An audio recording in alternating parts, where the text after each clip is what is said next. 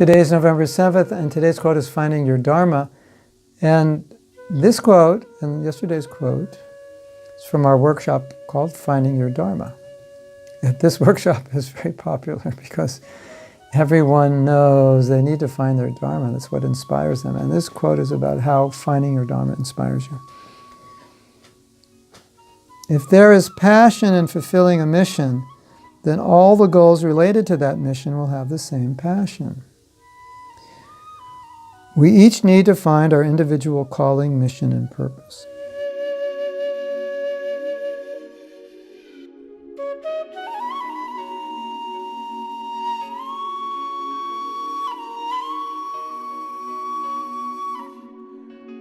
So I once heard a statement, which I really appreciated. It said, if you're lazy, it doesn't mean necessarily that you're a lazy person. It just means you don't have any goals that are inspiring you. So I found that so profound because sometimes you see people who are lazy who do get inspired by certain things. And so they're not actually lazy. It seems like they're lazy persons, but actually they're just not inspired. They don't have goals that are inspiring. They don't have goals that are connected to who they are. As you know, Krishna has created everyone differently, and we all have a different nature. And one of the problems that we face in the world today is when we think we're supposed to be a certain kind of person that's not us, and we can't be that person. You know, I'm supposed to be a business person. Business people make a lot of money. Business people are respected. But I'm not a business person. My brain doesn't work that way. You know, when you're good at something, when you have a nature, your brain is wired to work that way. So you can think about business. It's natural. You don't even have to read books on it or go to business school. You naturally think that way. You see commerce everywhere. You see how to make money, and you just understand it. Where other people, like, they try to run a business and they don't get it. They read books on it, and they just don't. It's not their nature. You can see that with art, music, writing, anything, speaking. Everybody has a different nature. You know, I like to speak, I like to teach, and I can honestly say that some of the best classes I've ever given were the classes I didn't prepare for. I just had an idea in my mind, basic idea, we're going to talk about something. And I would speak. But for me it comes very easily. It always has. And after the class I would think, that was amazing that I spoke those things. I didn't really understand those things. I didn't think I did as well as I did. And it's just, that's my nature. It comes easy. I can do that. When it comes to business, not so good, not so interested. When it comes to accounting, not so good, not so interested. Not my nature. So if I'm being pushed or I'm pushing myself to achieve something that's not part of my nature, it's very difficult to be inspired by it.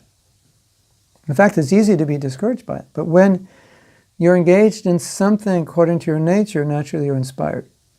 So it's a very important point. We've talked about it many times in our courses, that find a service that's connected with your nature, something that you will naturally want to do, you'll naturally want to give energy to, you'll naturally be inspired to do. That will help you so much in your Krishna consciousness. It'll help you so much in general because you'll be more energized, you'll be happier. If you have energy, if you're happy, if you're peaceful, if you like what you're doing, your sadhana will be better. Prabhupada said that. They go together, and your sadhana is good, it inspires your service. Your service is good, it inspires your sadhana. They work together. Did you know that? They do, yeah. And now, I know a lot of you think, well, but you're not supposed to be selfish, you shouldn't think about what you like.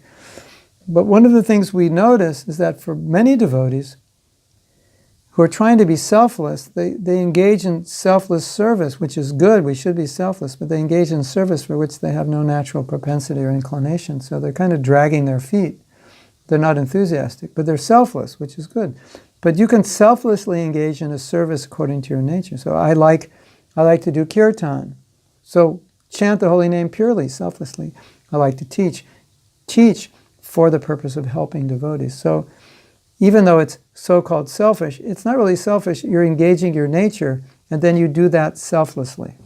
That's, I think, where we get caught up.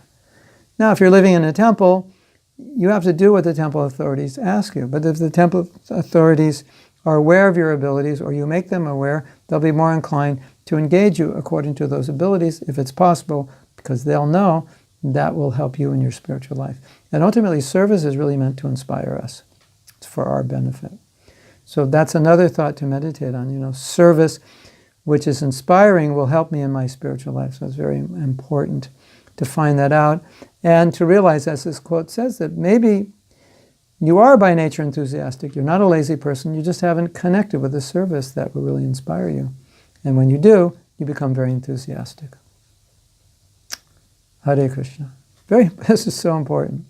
So many of us miss this point. Srila Prabhupada ki jai.